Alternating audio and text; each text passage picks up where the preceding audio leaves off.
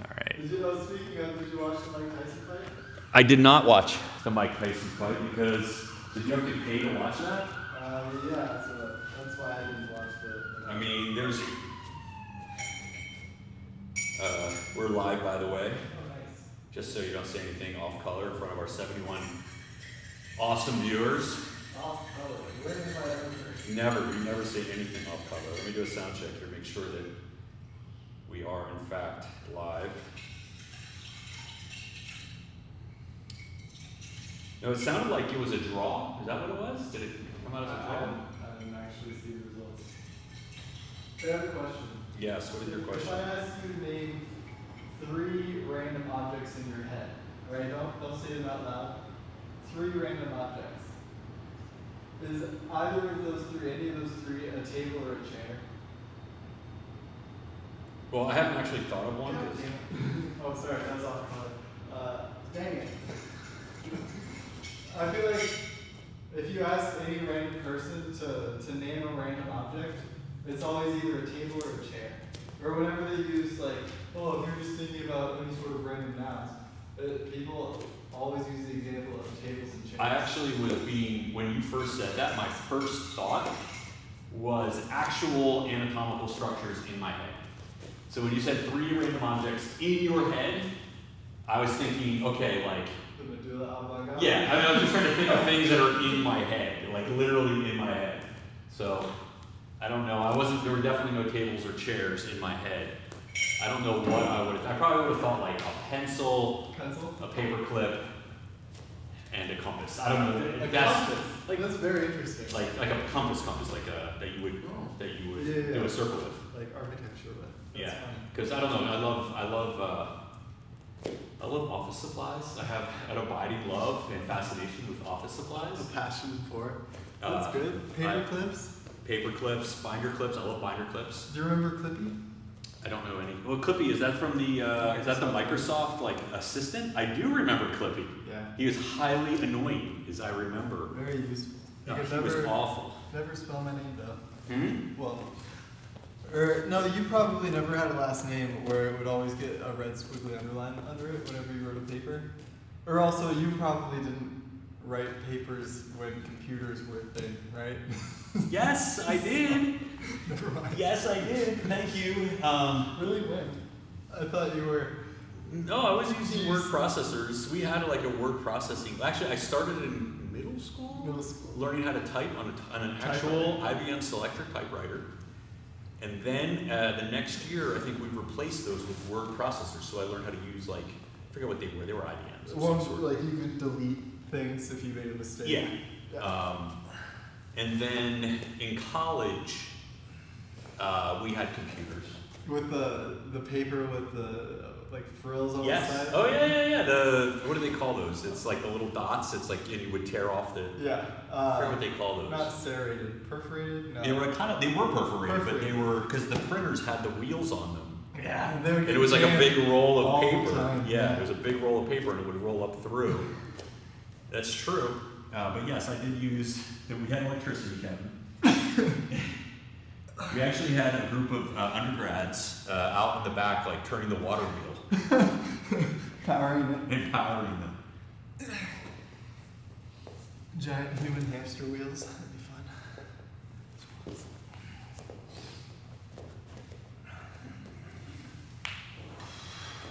Alright, here we go. Whoa. Have you gotten any response from people participating? I have not. I mean, I haven't had any comments that I've seen. Maybe there are some comments. I don't check them every day. Hard as that is to believe. Usually we have 1 or 2 comments, on any given video, maybe, eventually. Why are you going so fast? I'm just like warming up. I'm trying to get through this before my pre-workout wears off. I worked out earlier today, and my legs, it's very leg heavy. And so this is my second workout of the day,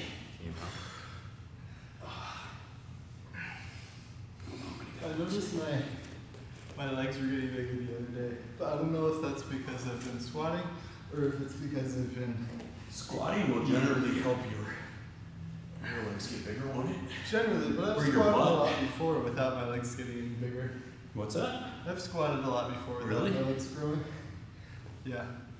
I don't know. I've been recently trying to be more focused on form and doing things correctly, which is silly because like it's not like I've never been focused on form, but I don't know. Sometimes it takes a trigger or a reason to realize that it's worth looking at again. And It just takes one injury when you start appreciating form. or honestly, it was being forced to take time off and then getting back into it, especially like my body has since changed since the quarantine first went into effect. Yeah. So it's like the muscle groups that I was using to lift, I have to like refine them and then figure out how to activate them again. Plus, Did you say us? no, What?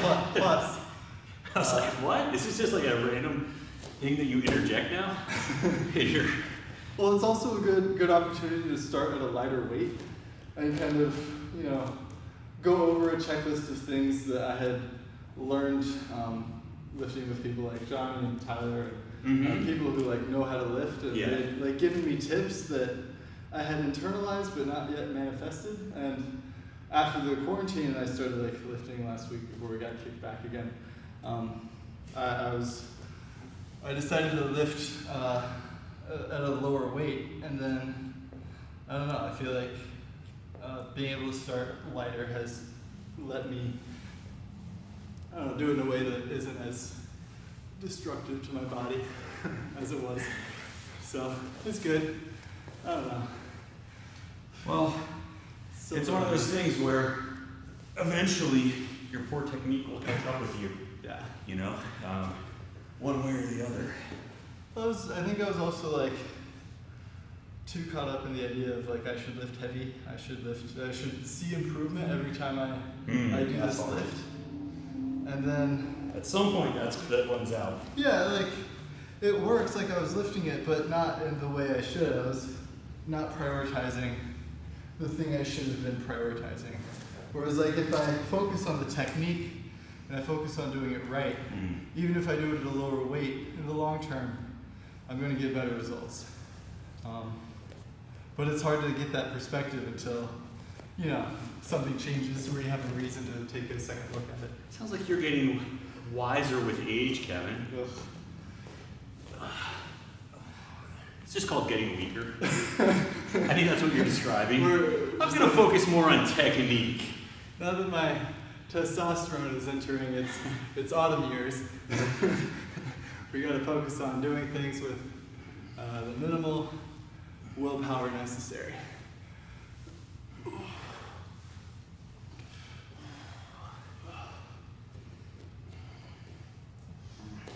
You get to a certain age where I'm always sore. There's always some part of my body that is sort of the only time that it's not painful is when I'm actually exercising. Yeah, it's great. It's so wonderful.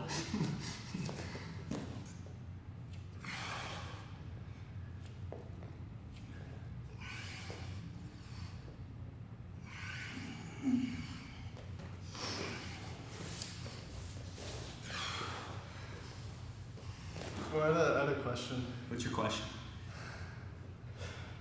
If I have a training session with a person who is a student, Yes. and like we meet up and we do jujitsu together, Yes. right? And I'm better than that person, but they're not terrible, Right. and it's not like a class. Right. How hard am I allowed to go? Not very. What? Not very. What if that person is going extremely hard? I mean, maybe this is just a personality kind of thing, but I think, well, let me put it another way.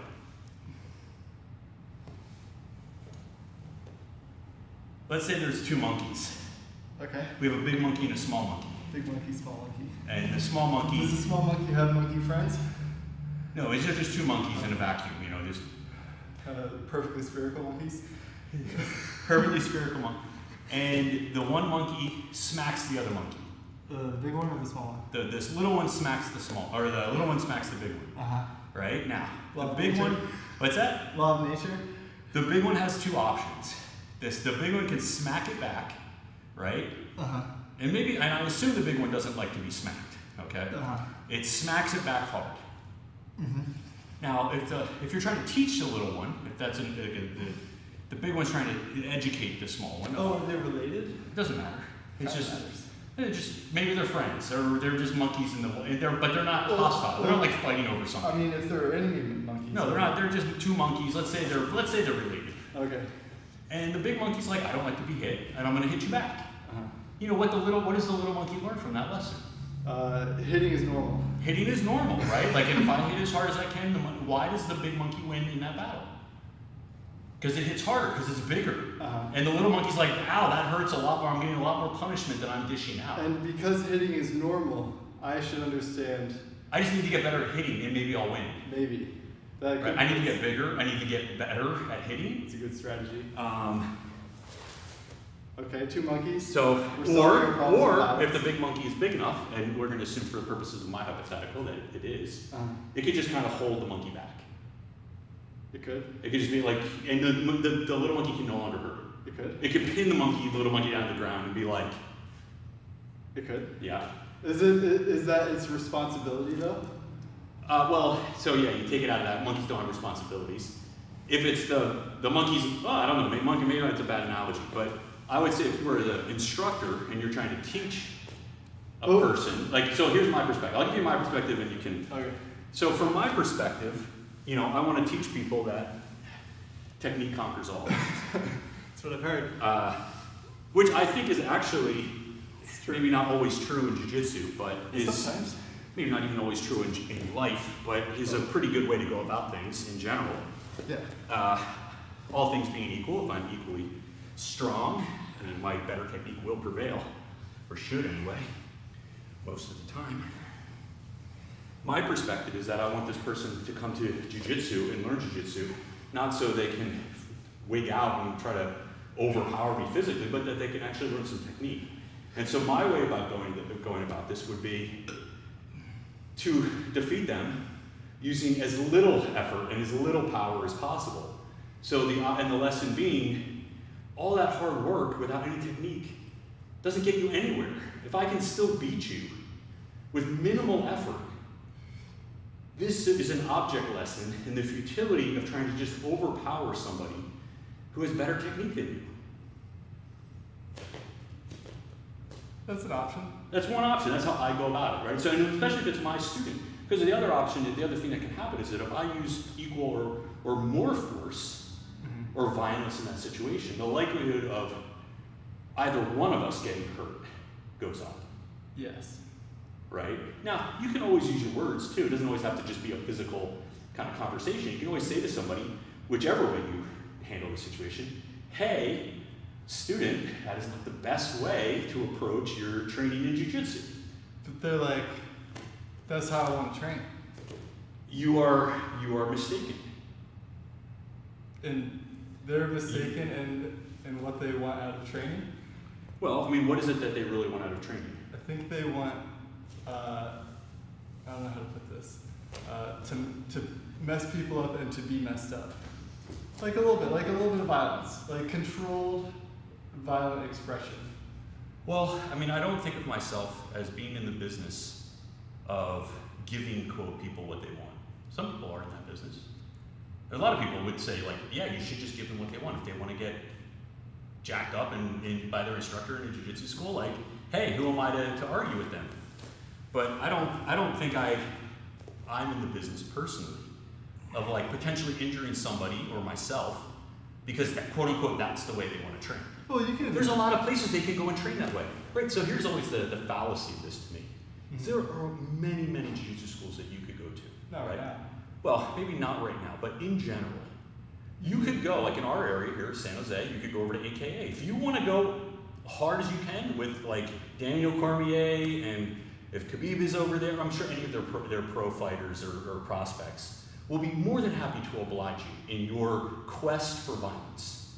right? Or you could go over to a bigger school that has a bigger, deeper pool of jiu-jitsu talent. Mm-hmm. And you could go in there, let's go to Kyo's, right? Kyo's packed filled with really great athletes who are high, competitive. You got Benji Silva, you got Jeremy, you've got a bunch of guys. Who am I forgetting? I'm forgetting the guy that you always used to train with. And the other guy too. There was another guy, Mason Fowler. Oh yeah. Hey, if you want to go and have a hard roll, there are lots of places you can go and have a hard roll. But we can't do that right now. No. But I'm just saying in general. Yeah. If you come to me, I'm not old. I got to think about getting hip surgery. I'm not that big. I'm not that strong. And you come in and you say you want to roll with me that way, I think you're being a little disingenuous, right? Because you're not looking for a hard roll. You're looking to pick on the old black belt, mm-hmm. right? Because that's an ego trip for you. Mm-hmm. Now that's not your case because you're not old black belt. You're not like me. You're not broken down yet. But even in your situation, right? So here's the other thing. Jiu-jitsu instructors are not gym equipment, mm-hmm. right? If you want to go lift hard at the gym with a big bar and have your little ego, oh, I lifted hard today, that's fine. It's a piece of gym equipment. That gym equipment doesn't have feelings. It doesn't get injured. And if it breaks down, the gym owner may be upset with you because you broke their equipment. Yeah. But at the end of the day, this is an inanimate object. Mm-hmm. You and I are animate objects. We are people, and we have feelings, and we have bodies that are not gym equipment, right? So when I have a student who comes in and wants to treat me or anybody in the gym like a piece of gym equipment, then that is not acceptable, right? And if you want to treat people like that, then you should go and try to train at a place where other people are more than happy to treat you equally like that, because there are places like that, right? So that's my perspective. You should have respect for your instructors, for your fellow students. Now, if I come to you and I ask you, hey, I want to train really hard today, okay, and then we have a choice. We can have a discussion about that. Hey, I don't feel like training that hard. I don't feel like, I'm not your sparring partner. That's the other thing. Everyone's in a different position in their lives or their careers. Some people like me, I'm happy to train with everybody who comes in. But there's got to be a modicum of mutual respect to that. Yeah. I'm not here to jack people up. And I don't expect them to come in now, because I know people, varying levels of experience, they're going to come hard with me. That's fine. I don't think that is a bad thing, right? I don't mind it. But if I feel like you lack respect for me and my physical integrity, right? You have no regard for my physical well-being, well then we do have a problem. I'm not interested in training that way. There's lots of places where people, they don't care about you and you don't have to care about them. But that's not me, right? So that's a personal thing. What do you do if you're mid-roll and you realize that this person cares more about winning than they care about your personal safety? And it's a training environment. Do you stop them and you're like, hey, we need to discuss what's going on here? Or do you handle it? How do you I would generally never, unless I really felt the person was actively trying to injure me. And even then, I wouldn't stop the roll. But I think I'd have to at some point have a discussion with that person. And that's not, I'm not saying that as my rule is the best rule. Some people could definitely be like, no, that's not appropriate. I don't like the way you're training. Because I think everyone has, this is a sport of mutual consent. We have to trust each other. And if you don't trust your training partner, then you shouldn't train with them, right? Unless that's exactly the training that both of you want, right? We're sparring partners. I'm gonna try to take your head off. Yeah. Hey, if that's an agreement between two grown adults and that's how you want to train with each other, as long as there's no misunderstanding about that, hey, go for it. Yeah. I mean, there's a value in that training too if you're, a high-level competitor or, MMA fighter. But even then, I think at some point you have to say to somebody, there are boundaries and I expect you to respect them. Yeah. And if you don't, I don't think that I should resolve that violently. I shouldn't be like, oh, fine, you are trying to hurt me or you don't care if you hurt me and therefore I'm just going to jack you up. Because I don't care either. What if I just... My perspective is hey, that's not what I'm interested in doing. I'm not going to train with you if you're treating me like gym equipment. right? Fair. What do you mean by jacking someone up? What does that entail? Like injuring someone, making someone experience pain, making someone experience psychological discomfort? Pain is, I mean, those are all parts of jiu-jitsu. I think that in general, if when you train, you should have minimal risk of serious injury, right? Like it'd be a thumb, right? I mean, I remember I had a friend of mine, this didn't happen to me, but a friend of mine who was training with the guy, and he put his hand posted on his hip, and the guy turned his hip really hard, like on purpose. And I don't know if he broke his wrist or sprained it really badly, but he had a very serious injury. So that's an injury. Now he should have known better. They were both black belts, but I still think it was inappropriate for the person on top to do a vicious hip switch like that, because first of all, you're just training partners, right? Like it's not your enemy or anything. It's not a competition. In competition, like fine, right? Fine. In the training room, you know, you need to have mutual respect for each person. The idea is not like I should take any risks for the pursuit of a submission or a pass or anything like that. It should be I am 100% or pretty close to 100% in control of myself, to the point where I'm only going to that submission that is going to allow you at least some time to tap, right? Like a meaningful opportunity to tap. Now, if the person just doesn't want to tap, you have a decision to make, right? Like some people would say, hey, just go ahead and, I mean, that's up to that person. They had an opportunity, they didn't want to tap to the heel hook, or they didn't want to tap to the Kimura. Hey, that's their decision. As an instructor, as a school owner, I'm not comfortable in injuring somebody that way. And I would rather release the submission and let the person continue to roll than potentially injure them. Let's say you've got a guy, right? And he follows the rules to a T usually, right? Yeah. Like to the best of his ability, good person. Yeah, sure. But every time he's faced with the question of, like, let's say he consistently, if a person doesn't tap, he's going to break the person's whatever, right? He gives them ample opportunity. Sure. But are you describing yourself now? Anytime the person doesn't tap, he wrecks them, right? And is this just any old person? Is this like he's consistent with everybody? Everybody knows it. Everybody, he's just that guy. Just like if he's in a place and you're not tapping, he's going to break it, and that's just the thing that happens. Yeah. Would you let that person train in your school? I may restrain them from training with anyone other than the people who are a high enough level, right? Yeah. I mean, I've only met or even heard about a few people like that. Yeah. And yeah, they're not bad people. But you wouldn't name their names here. Like it would be considered rude to identify them in public, yeah? Yeah, I mean, because I don't think that they are, I don't think that they are evil in the sense of like, they will try to wreck you. Just like that stuff, I'm gonna roll with you, and if I get anything, I'm gonna wreck you. That's not how they go. You know, they're like trained hard. If you don't tap, they're gonna finish the technique until something breaks. Yeah. I don't think that's evil. I don't think that's, It's not. it's not great. Because the intention If it's with some white belt who doesn't know any better. not ideal. Right, so that person, I could not have them train with like, you know, the newbies, Yeah. you know, and you might limit them to people who you're like, who understand and can take care of themselves. And in fact, you might say, I only let that person train with people who are their size and better. Yeah, but would you really understand until it happens to you? Like, we tell people to tap as soon as you feel like you need to, but like in reality, when you trust people, when you trust the group of people that you're with, you start getting a little bit complacent. Yeah. Right? We're like, And you pay a price. I've had that, where you just take for granted, and then one day, maybe you're thinking about something, you forgot your keys or whatever it is, Yeah. you know, and then that person who never gives you any trouble somehow manages to get something, yeah. you know, and they've gotten better since the last time that you trained with them or whatever, and you're in real jeopardy, and they're really excited about catching you. So,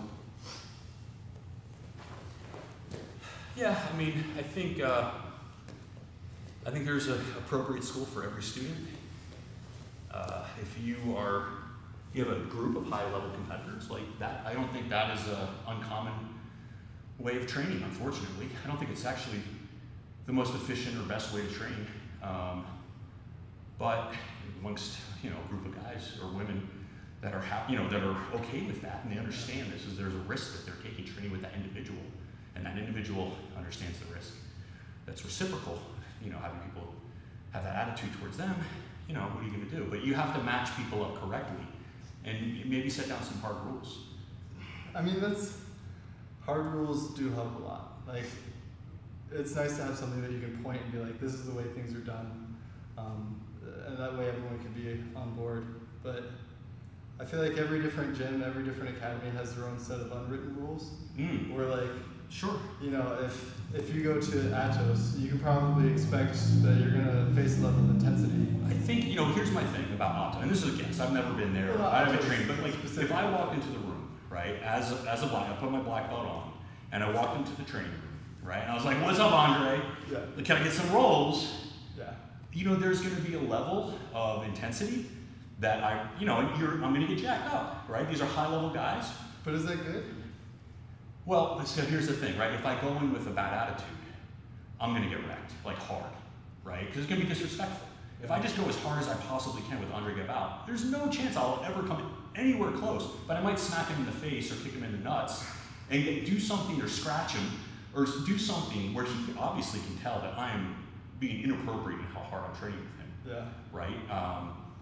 And of course there are people that have this attitude of like, well, you're a multiple time world champion and look, you're jacked and like, but Andre Galvao feels pain like any human being and he gets annoyed like any human being. And at some point you're gonna like poke the tiger too hard and he's gonna tear your head off.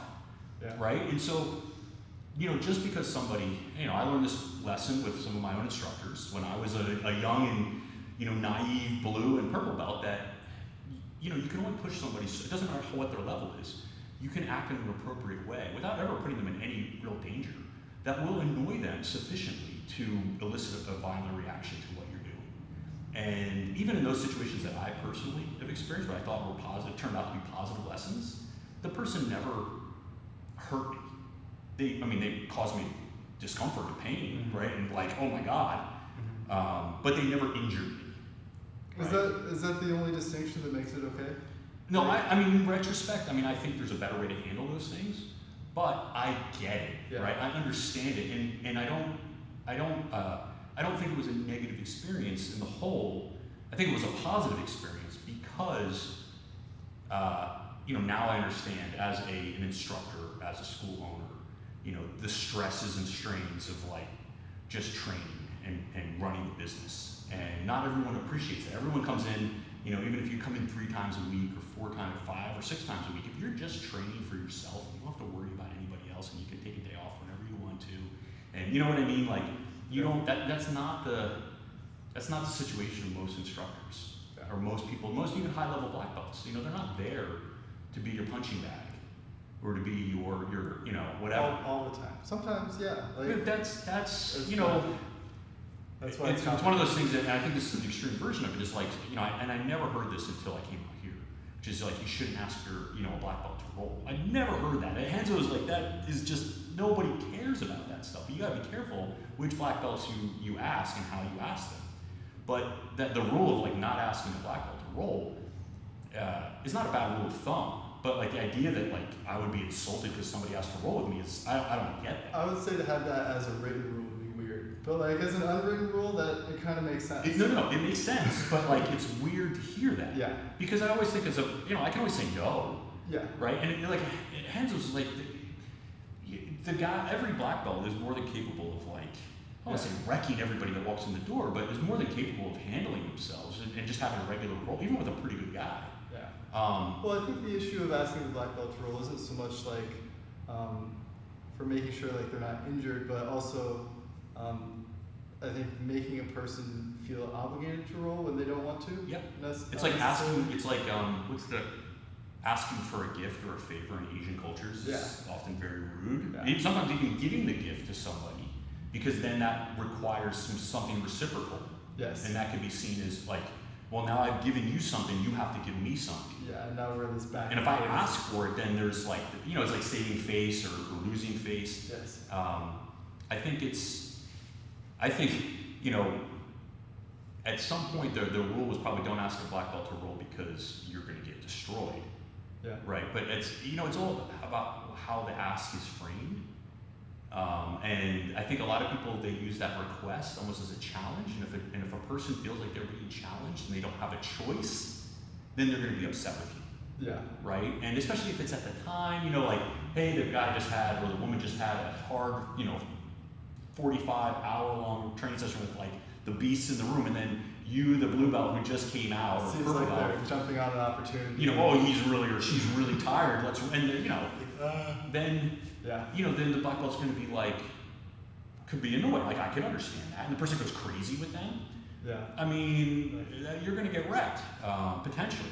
If not by that black belt, by then somebody who's watching is like not appreciative. And it's even worse when like the person asking the black belt to roll like wasn't trying to take advantage or anything. Like maybe the person being asked perceives it as like just the way they ask Yes. is just like wrong that day, and it turns into an issue that it otherwise wouldn't. It's just like this poor blue belt trying to roll with the person, and it just hits the wrong day. And I mean, I think when you have enough people, like a big enough academy where you don't know everybody and everybody doesn't know everybody's personality. A small academy, these things don't usually have any sort of bearing. But in a big academy where people are, all the morning, like we used to have the thing where the morning class had a little bit of a healthy rivalry with the evening class, and then if you showed up on a Saturday, then you had the weekend guys, and there would be like these kind of, you didn't know them, they weren't your training partners, and of course the morning class was like, that was John's class, so that they'd be like, oh, your morning class, and they'd come even harder because Henzo was over there watching, and like they wanted to show they were just as good as the morning class or whatever,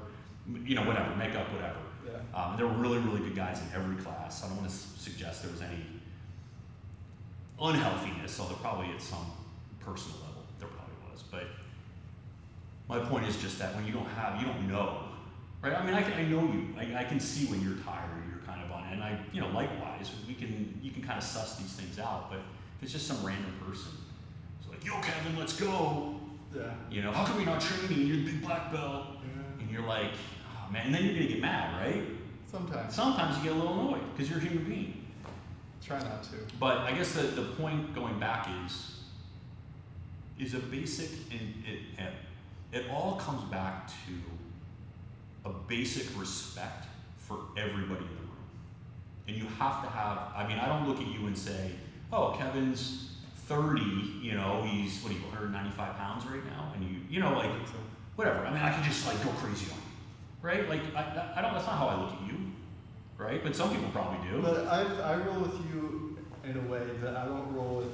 Yeah, very nice. Tyler or Aziz. Yeah, because probably part of it is that I'm not going to go totally apeshit if you even give me an inch. But also the issue that I'm facing is like I've established a history and a precedent of rolling hard with these guys, and then so there's been this developed expectation that even before we start rolling, like they think that even if I roll relaxed, there's an idea that it's just all gonna go away and I'm gonna snap down on them, and it's like because I can't really properly communicate like today. I could, but I don't because I'm an idiot. But something where I could be like I only want to go a certain pace today. Compared to my usual where it's like I'm going to start light and then we're going to gradually kind of find that pace we want to roll at. And then I don't know, it's just like sometimes you get overwhelmed.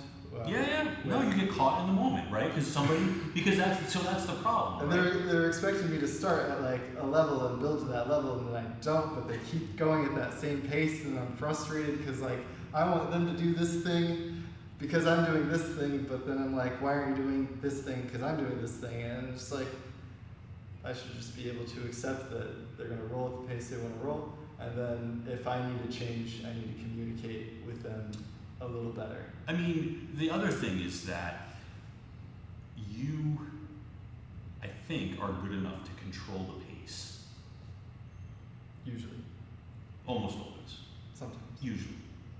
Against certain people. It's always, so that's the, there was a time where I could actually run around and keep a really good pace for a 10-minute, round.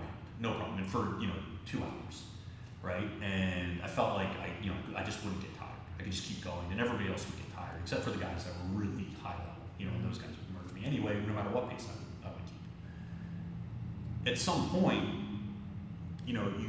I lost that. I wasn't able to go super fast or just like keep the pressure, be at my red line for as long. Yeah. And so I had to learn that I'm going to keep my pace as best I can. And if I lose my pace during a roll or a match, like I'm probably going to lose the match. And the thing about jiu-jitsu is that usually it's hard. Like there was a guy, I wish I could remember his name that I met, who was like, his motto was like, you can make me tap, but you can't make me tired. Yeah. Right? Which I thought was amusing. And he was an older guy, right? That's something an older guy would say. And he was really good, really good. But he kept his pace. Yeah. And if he couldn't keep up with you, he wouldn't try. Yeah. And he would wait for you to get into a position that was a position that, because at some point you settle. Yeah. Right? You have to kind of settle. You have to work in there. You can't just usually we're going super fast in these transition. We're passing, going super fast. I mean, at some point, if he couldn't handle your passing, he'd let you pass. Yeah. He would wait for you to get to whatever position it was you were getting, knee on belly or mount or cross side, and then he would work his defenses and his escapes or whatever it was from that position. And I kind of adopted that myself. I mean, before I even met that guy, where I would be like, okay, there's certain positions that I feel like it doesn't matter how much, I wouldn't say bigger, because some guys get to cross side and they're bigger, and you can't do anything. You gotta wait for another position, another opportunity for them to do something. And either you can do it or not, but like if I run around with that guy, Yeah. I'm totally going to be exhausted at some point, and then it won't matter if I have an opportunity to do something proactive for me, because I'll be so exhausted, probably out of position, Yeah. that I'm going to get beat. And I mean, it goes back to the idea of, I think as you get more experienced and older in any sport or activity, you wait for your spots. You have to be patient, and it doesn't matter how fast the other people go in all these other places, because if you can get them to, and then you funnel them down into that one spot that you feel comfortable, right? Like, Keenan Cornelius showed one of my favorite techniques, that knee on belly escape. Yeah. And that's a perfect example, right? Like most people, they get to knee on belly and they're like, I'm winning. Yeah. And for me, if I can't actually keep that person in the guard, Just let him get knee on belly and finesse it. and then I get a sweep from there, or a regard, or I get a leg, or whatever it is, and I stop. And the classic example of this, going way back, was when John, I think, like the lesson that changed my jiu-jitsu life, so to speak. I was in a room filled with everybody from, Hodger Gracie would be visiting, Braulio would be visiting, GSP would be there, and GSP didn't have the best jiu-jitsu in the room, but he was a beast, Yeah. and he was really good. Don't get it twisted, he's much better than me, but all the way down to guys like me. I always thought myself as kind of the least talented, of all the people, and of all the brown belts, maybe a little bit more talented than the worst, but not the best, certainly. I would get dominated, and I would get mounted, and John at one point was like, okay, you're getting mounted all the time, why don't you try this move? Yeah. And that was like, I started doing single leg X. He showed me how to escape the mount to single leg X, and a legend was born. The rest is history, as they say. But it changed kind of my perspective of jiu-jitsu in a way. Like, you find yourself in these bad positions, like just have a really good escape, and then it won't matter. I like that strategy until tournaments. Well, it's not a tournament strategy. But then That's a training room jiu-jitsu strategy. But You won't win a tournament doing that. that's the thing, I'm describing. because that is the description of my ideal jiu-jitsu, right? The least amount of energy to get the most results. That should be that's like maximum efficiency of judo. The essence of jiu-jitsu, right? Yes. Perfection. Yes. That doesn't exist though. What I want is entertaining clown jiu-jitsu that I enjoy doing. Right? I want to be able to go upside down. So this goes to personality, right? Like some people want to grind their opponents into dust. That's their personality. They just like to I don't want like to. honing into the destroyer, hear the lamentation of their women at the jiu-jitsu. It's like we're talking. It's not that that's not the goal. It's just I'm willing to do that to meet the goal, and that's why Yes. it's not evil. It's right? not evil. I don't think any. But so here's, I personally like to solve the problem, so to Yes. speak, with as little effort as possible. And And if it, and look, I mean, I remember training with people who it didn't matter how fast or slow or hard or soft I was going. Yeah. They just kind of ran circles around me. Yeah. They were not even trying, right? And I always idolized that from an early, as soon as I got to Enzo's, and I realized these guys were not even breaking a sweat with me. Yeah. And it actually would be better for me if I just slowed down and relaxed. Yeah.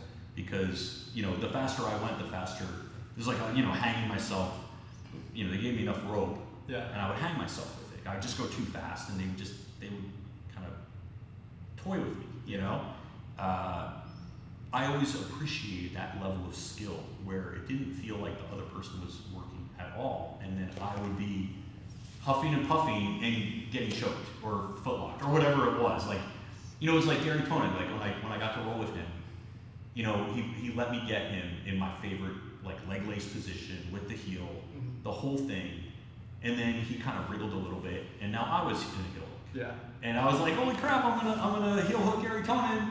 And then I was like, and then he's laughing at me, and he had countered it, and I'm getting heel hooked. And I was like, that's jujitsu to me, right? Like, he didn't work hard. But then which I think is amusing, it's that's kind of the goal. But I think. But that's my personality, that may not be yours. One of the great things about jiu-jitsu, I think, is it's a place where you can work hard. Yes. And I personally value what can come out via what can come out from your technique when you do put that extra little bit of energy into it, right? Like, there's perfect technique, but then there's also perfect technique with that little flavor of you, or just pizzazz or style, making it put your stamp on it, enjoyable to have it flow out of you. It's just yeah, it's great. And I do appreciate being the laziest winner, and I love it. I think it's hilarious, being that guy who walks on the mat and he flops his way around as they're doing stand up and somehow ends up on top and and then shuffles off the mat and just right? That's great, but I feel like there should be both, where you're both yielding and you're pushing forward. You give them something to yield with too, because otherwise how do they learn how to do what you're doing if you're always being that person, being a jiu-jitsu's technique sponge? I mean, we all have, right? I mean, but we all have different partners, right? So there's always an opportunity to be that guy with somebody else. True. But if you had to choose, would you only do one of? If I could choose, then I'd be some kind of mix between, Andre Galvao, Marcelo Garcia, Gordon Ryan, and I don't know, Renzo Gracie. But we're kind of, look, I don't think there's anything wrong with any approach as long as you're not physically injuring your training partner, right? Causing them serious long-term pain or injury. If the person comes in and you're able to if you want to have a war of attrition and nobody's getting injured at the end of that war of attrition, I don't think there's any harm in that. If that's how two people want to have, they want to have a World War I trench warfare type of sleeping plan. Fine. But I don't. I'm not going to pass judgment on people's jiu-jitsu styles. Everyone they have the styles. That's what the great thing about jiu-jitsu is. But we kind of pass judgment when their style involves hitting me in the face crazily. There's there's a limit, right? If you slap somebody in the face, you get one or two, maybe. Yeah. If you and then you're probably going to wind up with a knee on your neck or something if the person's capable of doing it. So those are good lessons too. How many times does a person check your oil before you ask them about it? Once. Once? Yeah. There's really, I've never, look, if you're in a wrestling room and maybe that's okay, I don't know. Okay, I don't know. I've never wrestled at a high level, or even a low level. Pretty much always at a low level. No, I think this is something I think women encounter this much more than men. Really? I think so, because it's just more creepy dudes. Probably more creepy dudes, and just more areas of potential Fair. discomfort, Fair. right?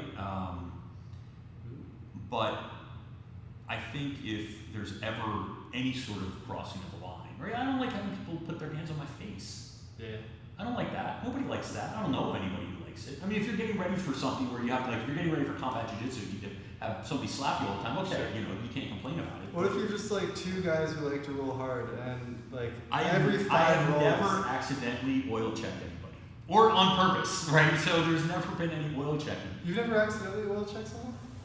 I feel like I've accidentally oil checked someone. I mean, I try to keep my hands clear. I Totally. probably have like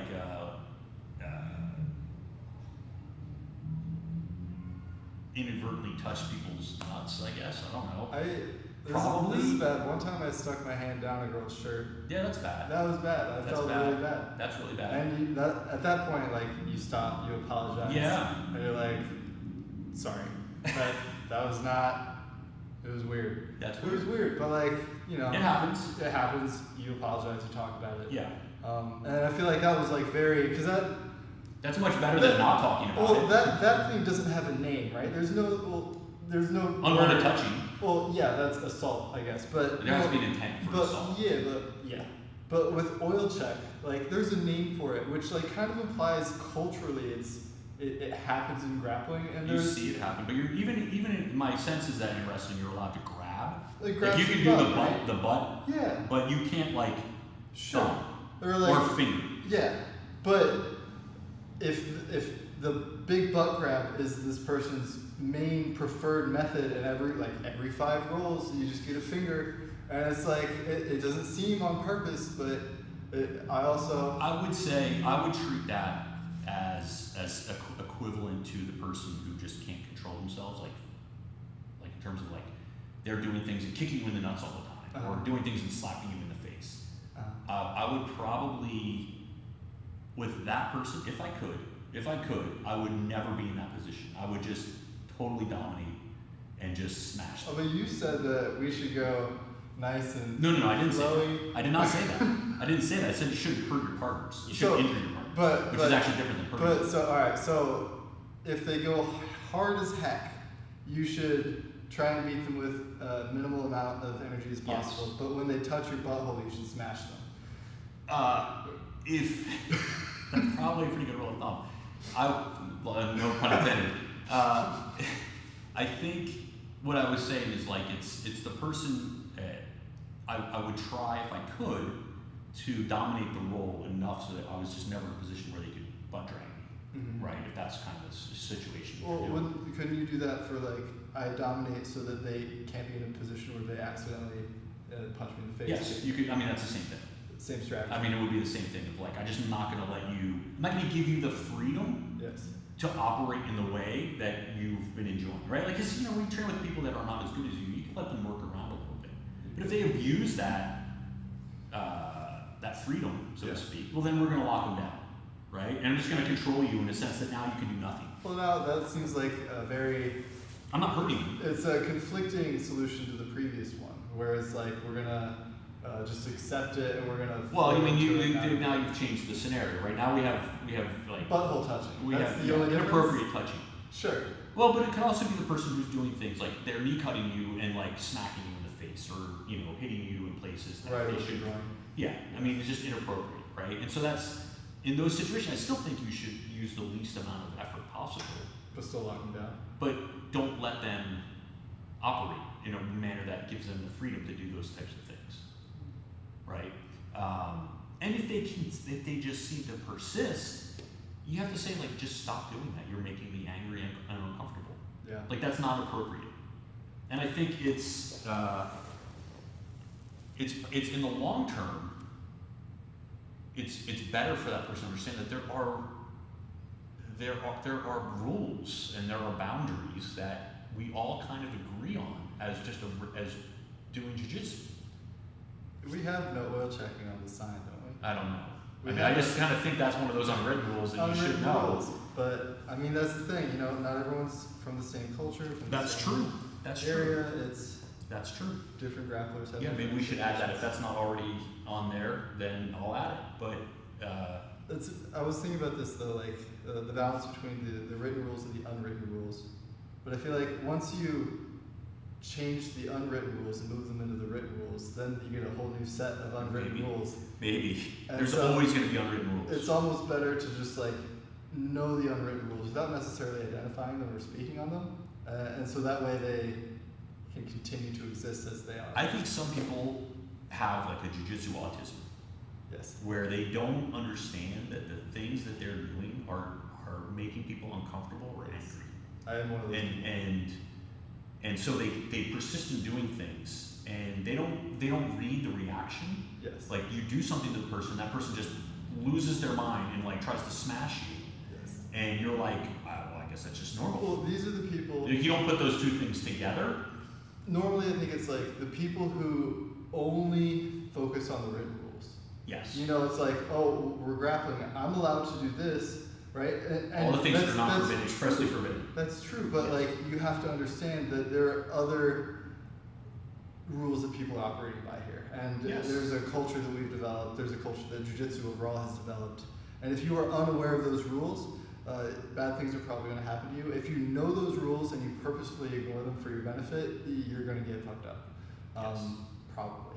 Eventually. And that's the thing. There are times where like it's good to kind of break those unwritten rules. I can't think of any like perfect examples right now, but like there's a reason that they're not written down, right? Sometimes, you know, if you have a rule that is like, let's say, I can't think of anyone that's not exclusionary, where like you can create a rule that like when people act good, you don't enforce the rule, but when they're bad, you enforce the rule, and then you can kind of, through that way, control the culture of your group. Okay. Which is good and bad, just kind of depending on what you're trying to grow out of your group. Mm-hmm.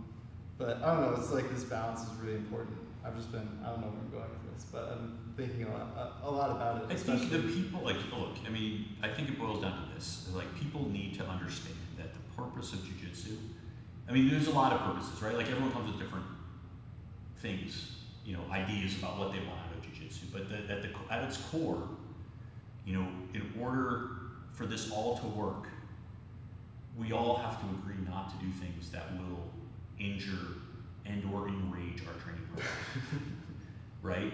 Yeah. And unless there is some positive reason for you to do that, right? Like, okay, I'm gonna definitely have this match with somebody who does this all the time. And in an ordinary training environment, it wouldn't be something that you would do, right? Somebody putting their hands on your face, being rough with you, slapping you. Like if you're going to combat jiu-jitsu, somebody's gonna be slapping you, you know, potentially in those matches. Yeah. Like you're gonna start doing things and training differently, right? Because you want to get like Nicky Ryan, for example. You know, he is getting to the point now where he's still a young guy, but he's very talented, and he's been competing against some older, more experienced competitors who resort to kind of roughhousing him. And you saw that with Cyborg hitting his older brother Gordon, like slapping him multiple times, eventually getting disqualified. But you know, this happened with like Uriah Faber. You know, when Nicky Ryan had a match against him, where they're just kind of like it's not the way that you would normally see people train in a jiu-jitsu. Yeah. Maybe even in a wrestling room, I don't think that's a typical way. I mean, although that's more of the culture of wrestling, it maybe depends on what jiu-jitsu school you're coming from. I mean, that may be more or less common. But in that case, like Nicky Ryan should, and when he's training, like have people kind of try to, because he knows that's coming. You know, he knows this guy's over 30. He's probably going to try to rough me up a little bit and try to throw me off my game. In which case, you know, it would be logical for him to say, "Hey, Kevin, you know, please don't go easy on me. Go actually harder than what you would normally do. I don't mind. I want you to like kind of be harder with the cuffs. Just try not to injure me." I mean, you can imagine that. I don't know if that's really a good idea, but you can imagine that being something that someone would say, "Hey, I want you to," like self-defense training is another way. You think like, "Hey, I really want to train for a fight. Can you really try to hit me, you know, maybe in a certain way? It's not, I mean, don't knock me out, but if you can like kind of tag me a little bit, like do it. You know, put on some gloves or whatever it is." You wouldn't normally see that in an everyday jiu-jitsu environment, but you know, you could think of special cases where I can see that with like heel hooks, where the rules are like, lower ranks aren't really allowed to use heel hooks, you know, until you're like purple, brown, black, you can't use a heel hook. But you know, if you can find someone who's willing to practice heel hooks with you and who's willing to consent and be your training partner, then you can do heel hooks. But on paper, in order to prevent people from injuring each other, the express rule would be like, don't do this thing. Yeah, just in general. Yeah. You know, because you don't know who's doing it and who knows what and what Yeah. their reaction is going to be. And you know, there's some places where people lose their minds if you try to do any kind of leg attack on them. Yeah. Like I hate saying the lowest common denominator, but like the common denominator of rules that can unify everyone. But again, it goes back to how do you prevent injury or the likelihood of injury, right? We're doing something that is inherently dangerous. Mm-hmm. Just in everyday jiu-jitsu training, you have a chance of getting some sort of injury. I've seen people's fingers get broken because they got caught in a gi. Yeah. You know, it gets twisted up and then the person turns away and you can't get your finger out and it just gets. But it wouldn't be fun if there was no danger. No. I mean, that you have to minimize. Yeah. So that's why, like in our rules, like I don't want people doing suplexes and you know, or outside trips. Yeah. Why? Nothing wrong with those techniques. It's that most people that are like white belts and blue belts, they don't know how to take a fall.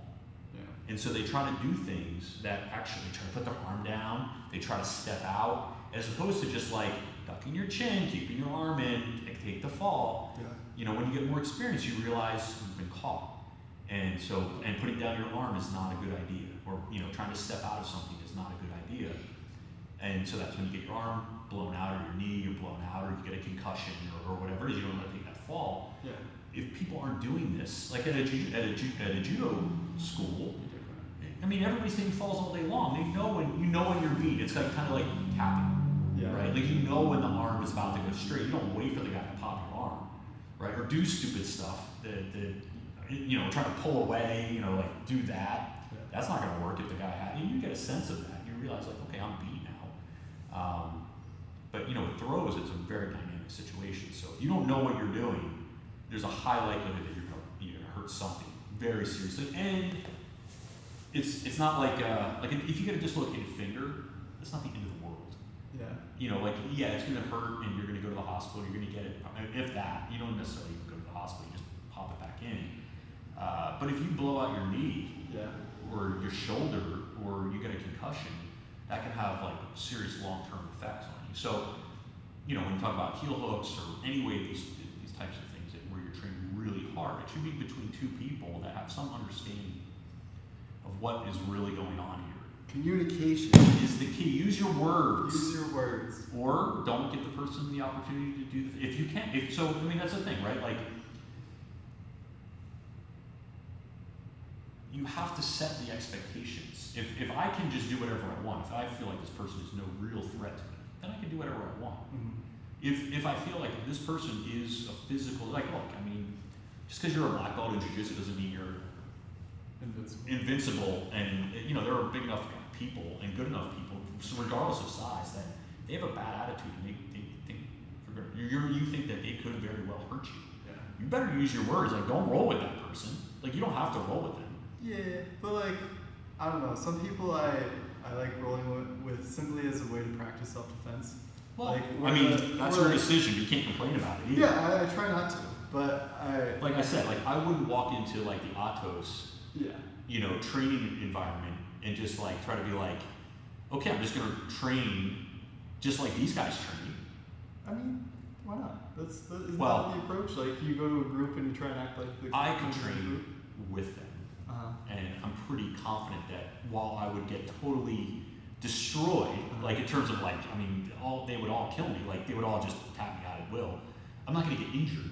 Yes. Because my attitude is one of like, I'm not going there to prove anything. Yeah. But if I went there in some sort of delusional state, thinking this is my opportunity to go tap, you know, any one of those guys, I'm probably going to get wrecked if I keep doing it. I think there should be a balance because they probably won't respect you if you go in all limp handshakes. No, that's not what I'm saying. Like, you should be a hard worker. But that is different than like being careless and disrespectful. Yes. And I agree. And they expect, and I shouldn't say they, I don't know any of them. The people that I train with, they expect more from you as you go up. And there has to be some like self-recognition or self-awareness of where you are.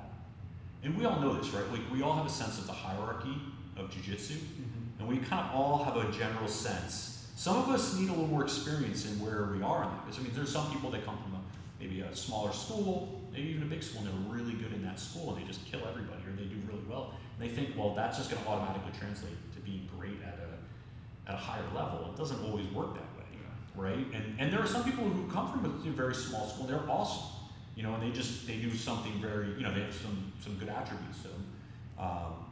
But at some point, you have to realize, like, I'm here, and this person is either way far down, and I don't smash them because there's no reason to, or they're way up here, and I'm training in a way so this person doesn't have to smash me, because I'm now, you know what I mean? Yeah. I can't. And, you know, look, maybe doing this with Andre Galvao is silly because he's just so much better that he could do whatever he wants, right? He could be the monkey, he just hold me back, right? He could lock me down in a position that I can never move from. But you can think of these people maybe, like, let's say if I trained with a younger, like a 16-year-old, like purple belt, right? Somebody I would still fit like bigger than, stronger than, not as good, not technically as good. And I go really hard on that kid with no good reason, you know, like not because I'm trying to help them or anything. I'm just like, I just want to smash them. Yo, what if that kid goes hard on you first? Can you beat him up?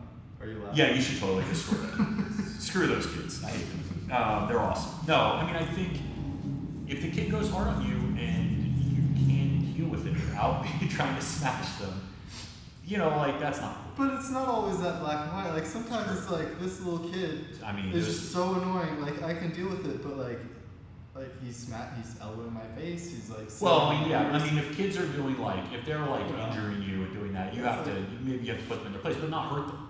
That's what I'm saying, right? But the whole putting them in their place thing, that's a heavy statement. Like, I don't mean like, again, I personally don't want to ever injure anybody. Yeah. Now sometimes there have been times where someone you can tell they're trying to injure you, like they don't care. And not only do they not care, but they are actively trying to prove a point. How can you tell? You can tell. I can tell. I feel like you can only tell once you get injured. No. Like you can have a suspicion, but you can never know for sure that a person is trying to injure you until they injure you. You know, there are certain things where, I'll tell you how I can tell. I can tell when somebody does something that everyone knows is probably going to hurt you. That's fair. Right? Like for example, let's say the hip switch thing. No, here's a hip switch is one. I'll give you a real story. You know, I've told you this before, but for the purposes of our 71 viewers, maybe they don't know the story. Is this the lady story? No, that's a different story. We'll tell that one. That's a much different story. That's not PG-13. You know, I had that guy's back. I had the guy's back, and just like normal Saturday. You know, Saturdays were always the worst at Renzo's to get people from all over the world, all over the country coming in and being like, I want to test myself against Renzo. And I think I was a purple belt at the time. But I had the guy, I took his back. He stood up, and I had his back, and he like backsplashed me. Oh my god! Right, so he did this back slam to me, and to me it's like there's no. Yeah. And I mean, in retrospect, I kind of blame myself because I should have like unhooked and stood up, but I wasn't prepared, and this person. I mean, it was obvious that he was trying. I mean, this is not a technical move, and we're not fighting MMA, so. Was if someone, he a purple belt? I don't know what he was. White belt? I think he was like some wrestler or something. I don't know. I don't think he was Backsplash actually. people? I think he was one of these guys who, you know, I think he was a wrestler, but like not a high level wrestler. Yeah. And so, you know, he's kind of. Who goes to another academy? Well, this was also, look, in his defense, I will say, this was also at a time when, you know, people were still thinking about jiu-jitsu from a very heavily like fight, not self-defense, not like, oh, we're disarming each other with knives or guns, but like more of like we're doing this so we can be good in a real fight. Yeah. And this is what I would do in a real fight if someone had my back. Uh-huh. Okay, fine. I mean, this is good experience, right, for both of us. But it was not something that nobody at Enzo's would do. Yeah. Like, no, I mean, Would you say that your expectations were subverted? I think that I was taken by, like, I was not thinking in that moment that this person was going to Like, do who would do that? this. I mean, but you have to be prepared, right? And so when he did that, like, to me, Yeah. it was like, okay, I'm going to, Just saying something. I'm going to end this right now. 'Cause I mean, the reason why, this is what, Did you put him out? I put him to sleep. Yeah. But I didn't hurt him, right? Didn't hurt him. But here's the reason why he was able to stand up, because I was being nice to him. Because I took his back, right? I mean, there was no, Yeah. it wasn't like we had this big giant scrap and I just got onto his back. Like, he was tough, he was strong, but it was relatively easy for me Mm-hmm. to take his back. And he was standing up because I essentially basically I had his back, he was on all fours. And I was playing, and then I had his back, I had to choke in. He stands up and I'm like, being whatever. Yeah. And then he backslashed me. Like he was kind of like here, Jeez. and then he just like arched back. Right? It wasn't like we were walking around like this. Standing. And then he was like, I'm gonna go backwards, and I was like, no, don't do it. Yeah. He was like, he kind of was crouching, and then he was a strong guy. God. And so at that point, I put him to sleep Yeah. because I'm like, okay, you broke the rules, and I'm not gonna respect your tap. It's not right, but. No, I don't think it was. I left. Like whatever. Yeah. It's okay, Yeah. right? I probably saw red, but what did we do? What happened? Oh, our battery died. We talked too much. Nice. Content. Check. Where's my other battery? I mean, that's the thing, right? You might be able to still hear us. Yeah. Let me get my battery. But I think even if you can kind of morally justify it, where like, he did this very dangerous, violent thing to you, and you did this thing that isn't as dangerous or violent to him. It wasn't dangerous at all to him. Yes. I mean, putting someone to sleep. But still, that violates the first commandment of Jiu-Jitsu. What's that? Thou shalt always respect the tap. I mean, I was too concussed, really, to feel the tap at that moment. Yeah. Well, that's the thing. It's one of those things where, like, I could understand the Look, I'm a young man, mindset. right? I mean, I'm like, A purple belt, it's normal, to have that reaction. But, like, if you were a black belt, that would be an inappropriate reaction, I think. No, I To would do not- the same thing. To not respect the tap like that? I mean, Are there times when that's okay?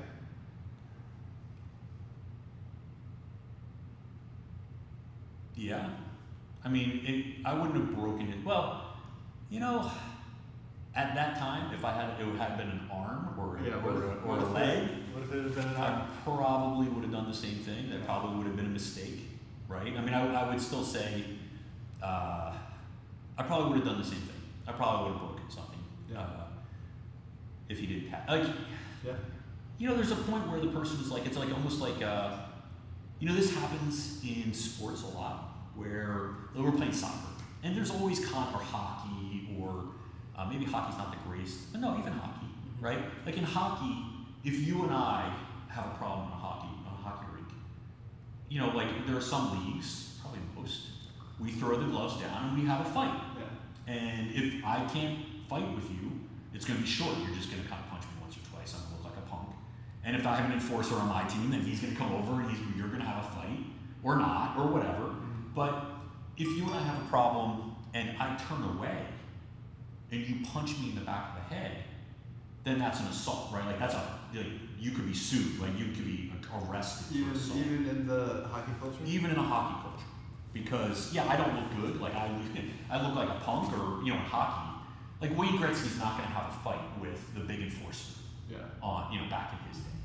He's going to have somebody. And that's why you have enforcers on teams. They fight each other, usually. Yeah. There's a way If you're a skilled player, you're not getting into fights with the thugs, right? The thugs have their role, and you have your role. Is there a mutual respect? Like, if The you're a top enforcer is player- there because when people try to rough up a Wayne Gretzky, Yeah. you need to have the enforcer that comes over and is like, okay, you crossed the line and now we're going to fight. There's going to be a consequence.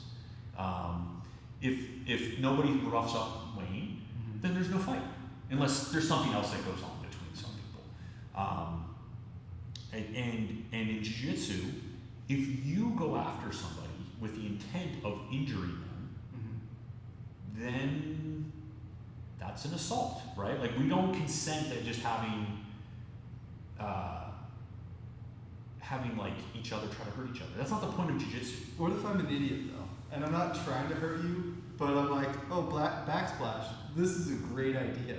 This will solve all of my problems at the moment. Well, then you should probably be asked to leave, right? I mean, and you can't look. There's all sorts of things that you can say, like, I could do this, and this happens all the time, right? Like, people come in and say, oh, what if I scratch your eyes, or I kicked you in the face, or you have the arm lock and I punch you, or whatever. You know, this is common, right? Like, oh, jiu-jitsu won't work because I can do these other things. Yeah. You haven't thought about the balls. 5-on-2, you know, whatever it is, you know, but if you do that, if I kick you in the head when you have an arm lock, I mean, it's a bad place so, to kick and this happens sometimes, right? The person tries to get their leg over, right, and try to push you away. Okay, fine. And there are people who are good at it, and they can actually get the leg, they're flexible, they're long, and they can get that leg over, and they have that dexterity. But then you have much more common is you get the side kick in the face. And that's a white belt thing. And this is where it goes adjustable, right? Like, this is where it's proportionate to, okay, I expect that out of a white belt. If I'm a black belt, or whatever, and I'm arm locking in a white belt, or if I'm in a competition, I know that leg is coming, right? If I was 2 white belts, then that white belt, I mean, everyone's gotten kicked and elbowed, and because they don't expect these common reactions. Now, when I get into side control, like every time we're like north-south, if I'm with a lower rank, I always block the legs. Because you know that the leg is, like, you know, how many times you've been in cross, or like half guard, and that knee comes up and kicks you and knees you in the face. I've had that happen to me multiple times. Are you talking about your own knee or that person's knee? I've done both. Yeah. So, you know, at some point, that's part of experience. Is like, you know that knee's coming, and you better block it or keep your head looking somewhere else because it's coming. I mean, I wouldn't hold that against a white belt, right? But after a while, if you're still doing that, and so then, you know, like, if I block it and then you just keep trying to knee me in the head, well, that's like every time I take my arm away, you try to knee me in the face, we're probably gonna have a problem. At some point, like, if you're a white belt, I'll say, hey, listen, I'm not elbowing you in the face, even though I could totally elbow you in the face right now. Right? I could just grind my elbow in your face and you could do nothing about it. I don't do that. Why? Because we're in a jiu-jitsu class. We're not at the UFC. Right? So sometimes you can talk to these people, but at some point you get to be a blue belt. If a purple belt kicks me in the head, you know, you're probably going to break their arm. There at least should be an apology. I don't know. Like, I mean, it depends. You can be courteous and you can say, I'm sorry, but at some point if I keep kicking you in the head, you know, the sorries don't mean anything anymore, right? You're not really sorry. I've had a couple rolls where it's like, I kick someone in the head, I'm like, sorry. And then I kick them again, I'm like, I'm not trying to do this, I'm sorry. And then you kick them again, and they're like, oh my god, I'm sorry, I'm just going to sit out the next round because I'm terrible.